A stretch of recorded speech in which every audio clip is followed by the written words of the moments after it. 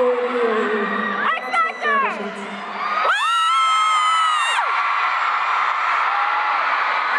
many of you guys were here?